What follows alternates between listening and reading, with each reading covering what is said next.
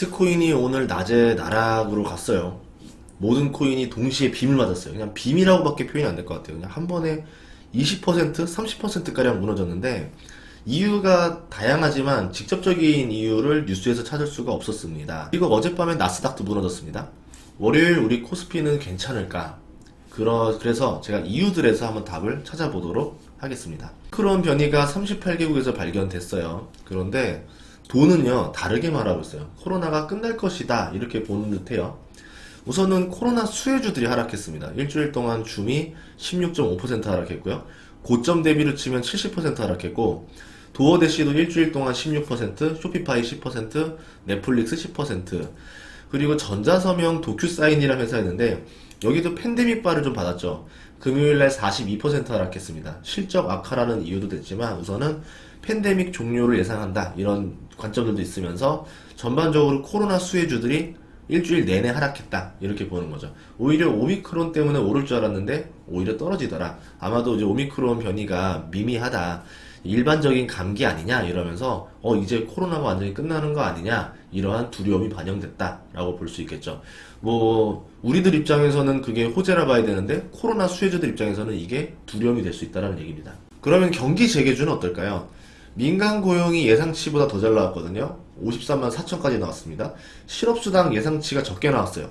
22만 2천이 나왔습니다. 이러면은 경기 좋네? 그리고 PMI 지수가 69.1%로 사상 최고치를 찍어줬어요. 좋을 수밖에 없다라고 생각했는데, 금요일 날에 비농업 고용 예상치가 좀 낮게 나왔어요. 근데 이 뉴스 다시 보니까 수치를 기록하는 상 약간 낮게 나올 수밖에 없었다라는 뉴스들도 있어요. 그러니까 3개가 좋고 1개가 나쁘다라 그러면은 그 1개 나쁜 게 다른 이유가 있지 않을까도 봐야 되겠죠. 그리고 실업률이 4.6%에서 4.2%로 하락했습니다. 이렇게 봤을 때는 미국의 금리 인상이 앞당겨 질 수밖에 없는 뉴스들인 거죠. 어쨌든 경기 지표는 좋다, 이렇게 볼 수 있어요. 실제로 경기 지표들이 좋다 보니까 다우는 지수가 거의 하락을 안 했습니다. 일주일 동안 하락한 폭이 1.6%, 금요일날 나스닥 많이 빠질 때 다우는 0.2% 빠졌거든요. S&P 500도 나스닥 절반 정도밖에 하락 안 했어요. 한 2.5% 정도 하락했습니다. 그리고 나스닥은 4.5% 정도 떨어졌었습니다. 그런데 코스피는 또 일주일 동안 2% 상승했었고요. 나스닥은 좀 심각했죠. 일주일 동안 거의 4%라 봐야 되겠네요. 이렇게 하락했는데, 페이스북이라던가 AMD, 어도비, 테슬라, 이 주식들이 금요일날 6% 이상 하락하면서 금요일날 무너졌죠. 확 무너졌고, 캐시우드 펀드 같은 경우도 어떻게 보면은 지금의 나스닥을 대변할 수 있는 모습인데, 일주일 동안 수익률이 마이너스 16%였습니다. 애플만 유일하게 상승했다라고 봤을 때, 실질적으로 애플이 상승하지 않았다라고 하면은 나스닥 지수는 더 많이 하락했을 것이다, 이렇게 볼 수 있겠죠. 그럼 이것들을 보면은 지수가 서로 다르게 하락했다, 나스닥이 나빴다, 반대로 말하면 기술주가 나빴다, 그리고 경기 재개주들, 어떻게 보면 일반 제조업이라던가 은행들 쪽은 나쁘지 않았다, 이렇게 볼 수 있어요.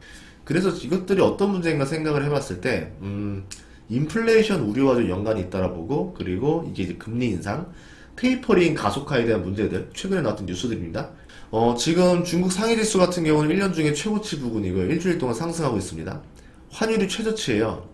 위안화 가치가 지금 1년 중에서 굉장히 강한 시절입니다. 제조업 기반의 국가들은 지수가 나쁘지 않다라는 거죠. 좀 약간 다릅니다. 나스닥과 달라요. 왜 그럴까? 우선은 불안을 느끼고 있는 투자자들인데요. 미국채 10년물이 저번에 1.6% 넘었었는데 지금 1.3% 중반대로 급락을 했습니다. 이 얘기는 거꾸로 얘기가 뭐냐면 채권 가격이 상승했다. 채권 가격이 상승했다는 건 채권의 인기가 올라간다. 인플레이션인데 채권의 위기가 왜 올라가느냐? 그럼 지금 증시가 불안하다라는 거죠. 불안하니까 가장 안전한 채권으로 지금 수요가 쏠렸다, 이렇게 볼 수 있습니다. 여기에 지금 원유가 급락했죠. 그렇다는 얘기는 경기가 나빠질 것에 대해서 예상해서 베팅하는 지금 투자자가 늘었다라는 거죠. 한마디로 불안하다라는 증명입니다. 여기에 달러 지수가 96 정도의 지금 부근에 지지하고 있습니다. 이렇다는 얘기도 지금 달러 가치가 굉장히 높다라는 거는 현찰에 대한 수요가 는다, 불안하다, 우선 현찰을 쥐고 있어 봐야 되겠다라는 수요가 있다 라 보시면 되고, 신흥국이나 이런 데서 좀 팔고 지금 돈이 달러로 오고 있다라는 거죠.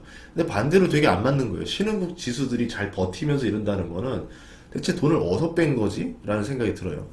그리고 금이 하락하고 있어요. 달러를 풀고 이러면은 이제 금이 이제 좀 많이 올라야 되는데, 지금 같은 경우는 뭐 코인의 영향도 있겠지만, 우선은 달러 자체가 지금 이렇게 쫙 올라가고 있잖아요. 금도 지금 불안하다라는 거죠. 그래서 초창기 때는 금이 하락을 합니다. 나중에 올라가는 거고. 뭐 조기 긴축 가능성도 있어요. 테이퍼링 가속화, 물가지수가 작년 대비 6.2% 상승했는데 그게 30년 중에서 최고치다. 결국은 경기가 좋든 말든 간에 물가를 잡기 위해서 테이퍼링도 빨라야 되고 금리 인상도 서둘러야 된다. 뭐 경기가 지금 나쁘지도 않으니까 우리가 예상하는 것보다 좀 금리 인상이 빨라지지 않겠느냐. 어쨌든 주식 투자자들 입장에서는 유동성 축소, 긴축이 빨라지지 않겠는가 하면서 좀 두려워하는 것도 있어요. 여기에다가 이제 불을 지른 건 뭐냐면 버핏의 매도 신호인데요. 버핏의 동반자, 버크셔 해서의 부회장인 찰리 먼거가 얘기를 했는데요. 자본시장 버블이 닷컴 버블 때보다 심각하다라고 발언을 합니다. 본인들도 주식 투자자면서 이렇게 말을 하죠. 버블이 매우 심각하다. 90년대 후반 닷컴 버블보다 심하다. 지금 시장이 미쳤다. 이렇게 표현을 했고요. 하나 더 말했어요. 암호화폐는 존재하지 말았어야 한다.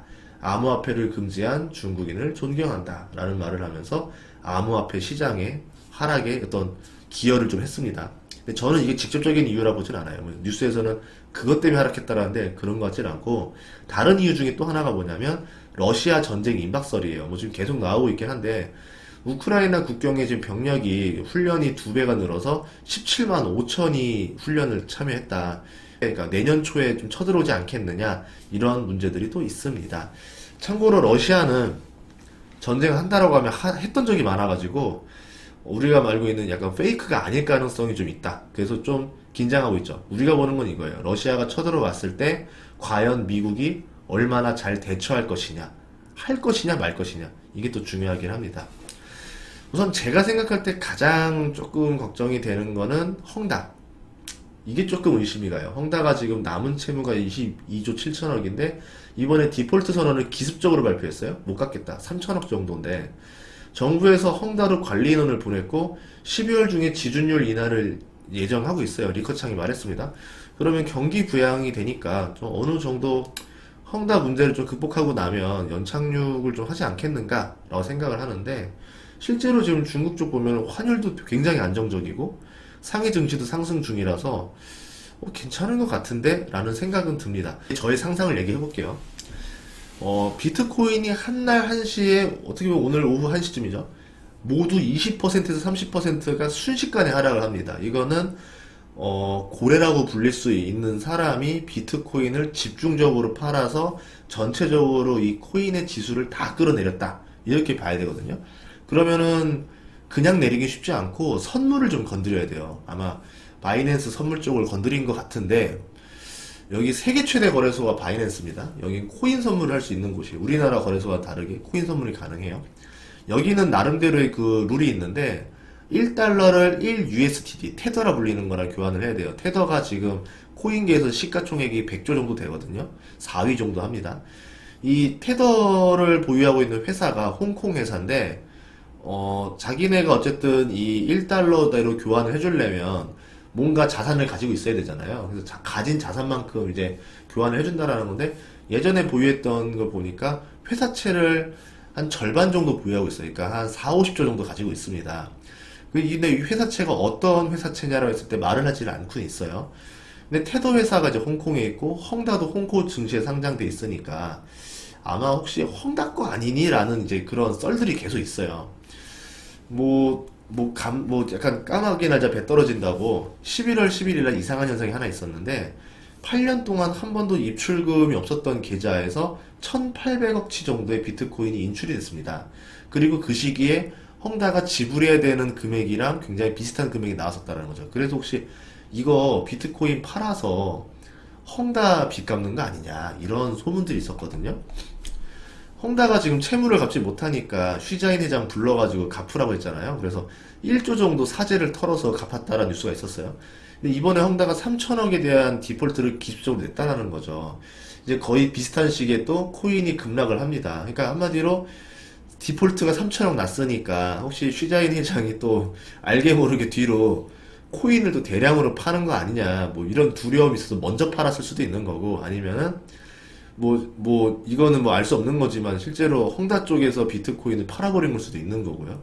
그래서 헝다가 비트코인을 많이 보유하고 있고, 이게 만약에 바이낸스라던가 테더와 연관이 있다 이런 소문들이 저번에 설마 했는데 자꾸 타이밍이 자꾸 일치하거나 아니면 사람들이 그것 때문에 이제 출렁해 버리니까, 제일 나쁜 거는 뭐냐면 헝다가 파는 게 아니에요. 헝다가 파는 게 아니고 뭐 이런 불안을 느낀 어떤 다른 투자자들이 대규모로 이제 코인을 팔아서 현금화를 한 게 아닌가. 그렇다라고 하면은 일종의 약간 뱅크런에 비슷한 현상이기 때문에 투자자들, 뭐 주식 투자들, 모든 투자자들 간에 나쁜 영향을 줄 수가 있겠죠.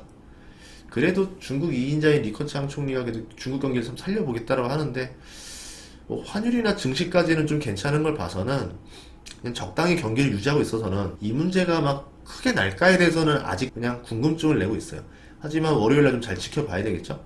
우선은 월요일날 코스피가 좀 시작되는데요. 뭘 잘 봐야 되냐면 나스닥 선물 잘 보시고요. 금요일날 무너졌는데 회복을 충분히 해줘야 돼요. 살짝 하면 안 되고 충분히 회복을 해주냐 안 해주냐가 영향을 줄 수도 있고, 그리고 헝다에 관련된 추가 뉴스들도 잘 보셔야 될 것 같고요. 그리고 코인에 대한 움직임, 뭐 회복이 잘 되면 상관없는데 추가적으로 또 이상하게 하락한다라 그러면은 뭔가 좀 좋지 않은 영향을 끼칠 수도 있다, 이렇게 봐야 될 것 같습니다. 어쨌든 결론적으로 말하면 지금 여러 설들, 여러 이유들이 막 나오고 있는데 아직 왜 직접적으로 떨어졌는지에 대한 것들도 없고, 나스닥도 마찬가지로 급락을 했는데 뉴스들 하나하나 보면 그럴 수도 있겠다 싶지만 그 뉴스들에 비해서 떨어지는 폭이 생각보다 컸어요. 그리고 코인도 이유 없이 그냥 생각보다 훨씬 크게 떨어졌고, 이랬을 때는 투자를 좀 더 예민하게 집중적으로 하시는 게 좋을 것 같습니다. 다음 시간에도 좋은 정보를 찾아뵙도록 하겠습니다. 아마 월요일날 라방 때 뵐 것 같습니다.